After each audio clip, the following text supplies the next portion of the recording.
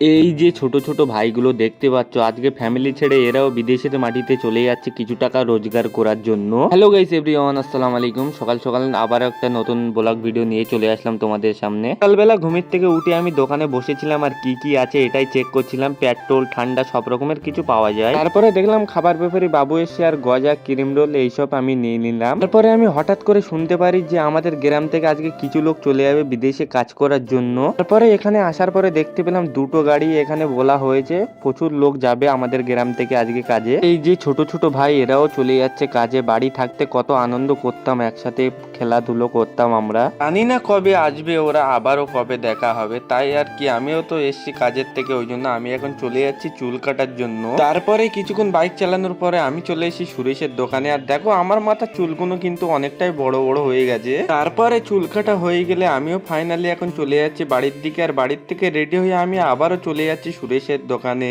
তারপরে কিছুক্ষণ বাইক চালানোর পরে সুরেশের দোকানে আসার পরে দেখলাম এখানে সুমন বসে আছে। তারপরে আমি আর সুরেশ চলে যাচ্ছি বাড়িতে। আর বিকেল বেলা ঘুম থেকে উঠে আমি একটু ঘুরছিলাম এখানে। তারপরে বাড়ি আসার পরে দেখতে পেলাম আব্বাজি এখানে জাল বুনছিল, ওই জন্য আমিও একটু জাল বোনা স্টার্ট করে দিলাম। তারপরে আমি আর আশিক মিলে চলে যাচ্ছি চৈতলের দোকানের জন্য কিছু পেট্রোল আনতে হবে। চৈতলের এখানে আসার পরে দেখছিলাম এখানে একটা ফুটবল টুর্নামেন্ট হচ্ছিল। এখানে কিন্তু প্রচুর পরিমাণে লোক ছিল। আর তারপরে এসে আমার বাইকে কিছু তেল ভরে আর তেলটা নিয়ে এখন চলে যাবো বাড়ি। ভালো লাগলে অবশ্যই ফলো করে দিও।